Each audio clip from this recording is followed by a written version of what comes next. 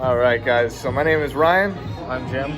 So we're Aromatic Sky Kings. We're here right now at Oahu Kava Bar. Thanks to our guy Foxy Lady. So we are in the midst of learning how to do one of the most invigorating things that we could think of, and that would be to do what we have right behind us, and it is paragliding.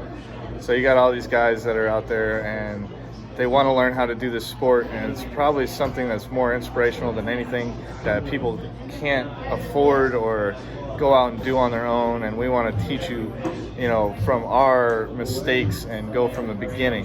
Now, if we can teach others and learn from others, like we got our guy down in Homestead, Florida. His name is Ike.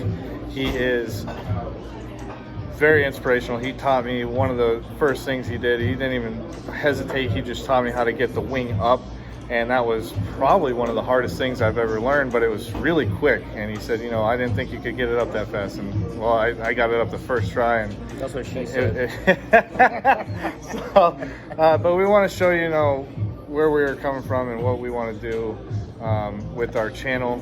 So we're Aromatic Sky Kings. Hey, how'd you feel after you got that wing up in the air, in all seriousness? Oh man, Jesus, it was probably like, I don't know, my heart was racing and I felt very, scared to actually get it up, but it was very, Did you very feel fascinating. Did you feel oh it yeah, pull oh up in yeah. the air? He had his hand on my shoulder when we were doing it. I was there, man. It was amazing. He was pulling me down a little bit.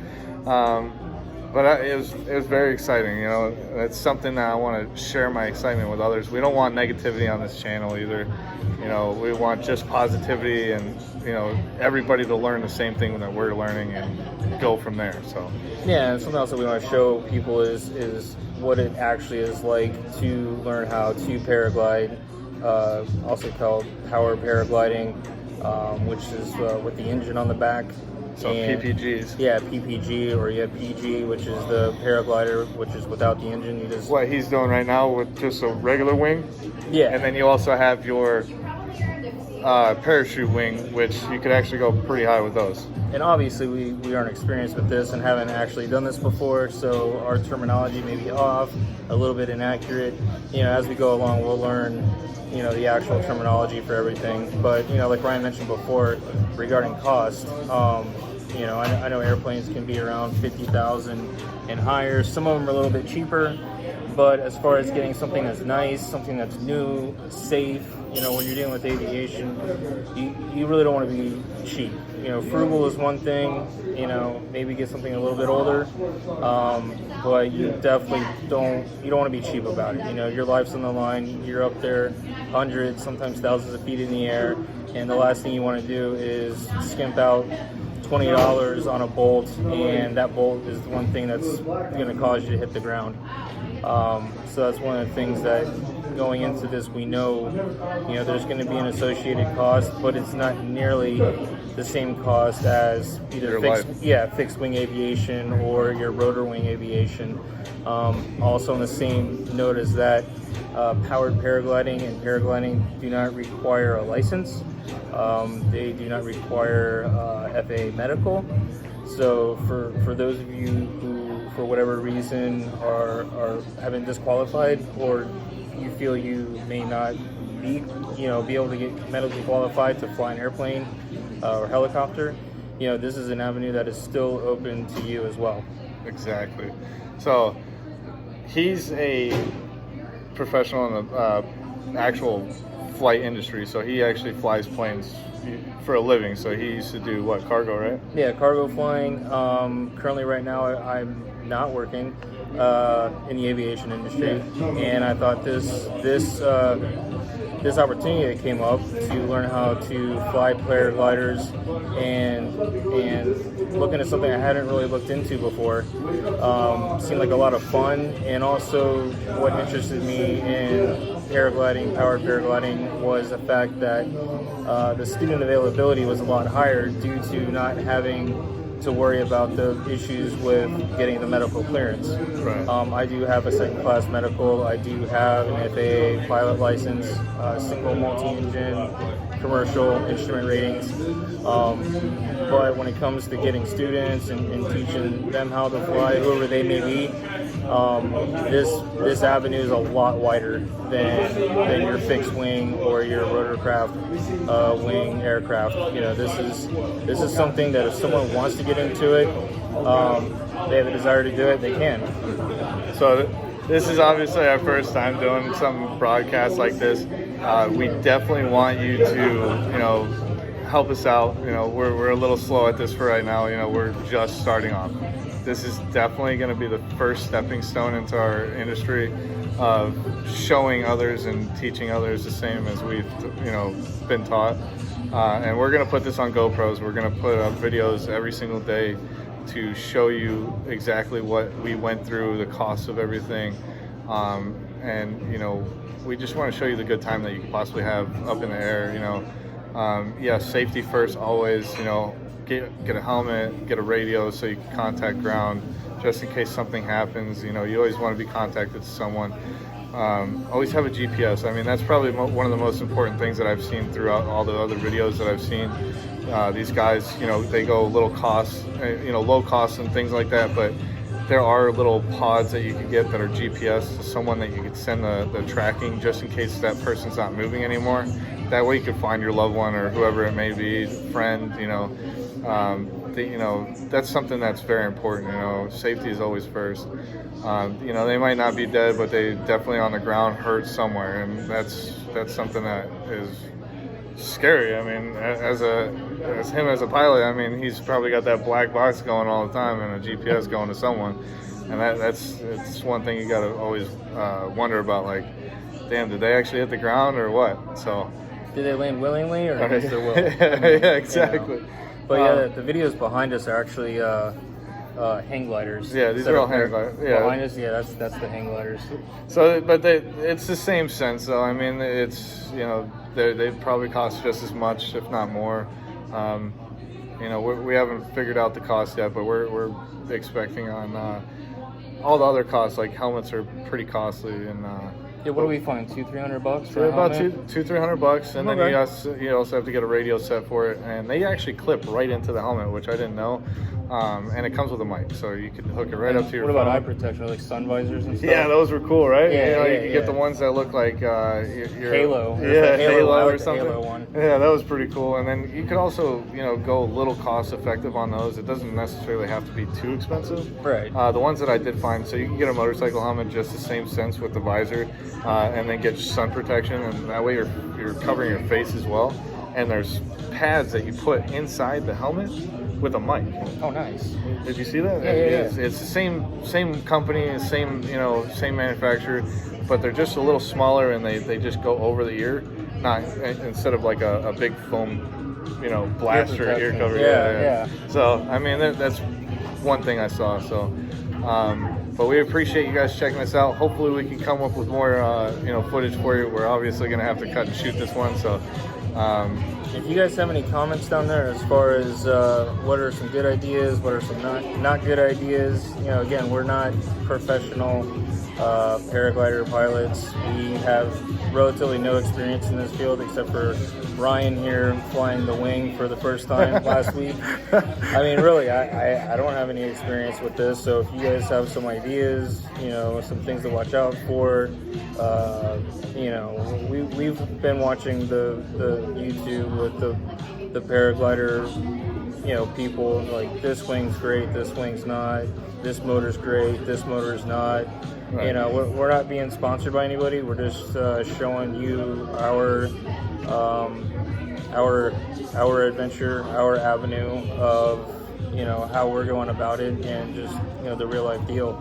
And if you do want to throw donations our way, I mean, we're more than willing to take them.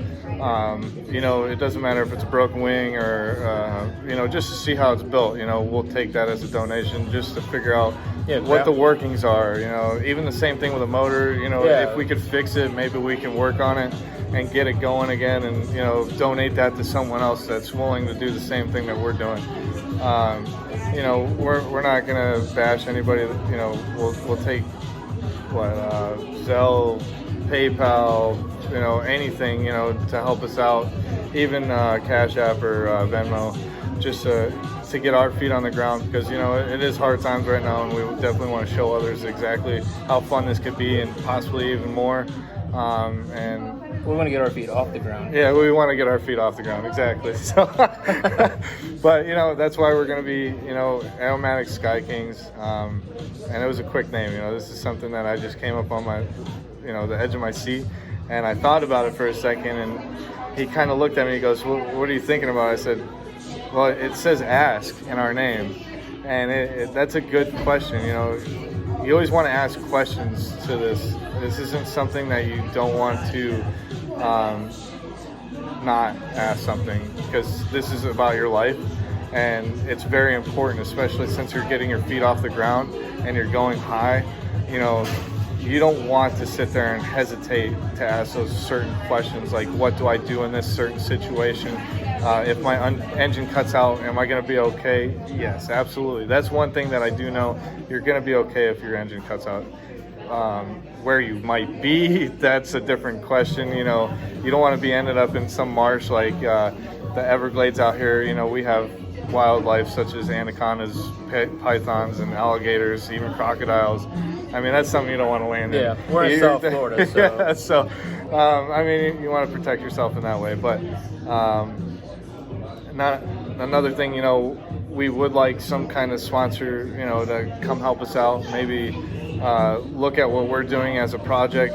We don't consider ourselves as nonprofit, but we definitely want to inspire to get up in the air and have a good time. And also expand the sport, get more people involved with the sport, show people that, this is the real life of going from Ryan here is a non-pilot whatsoever. I've never done this. Yeah, I have Never. some aviation experience, but neither of us have powered paraglider experience. So what we want to do is show people the real life, this is what it's really like, these are the fails, this is what happens, this is what really happens, these are the real costs of what we saw.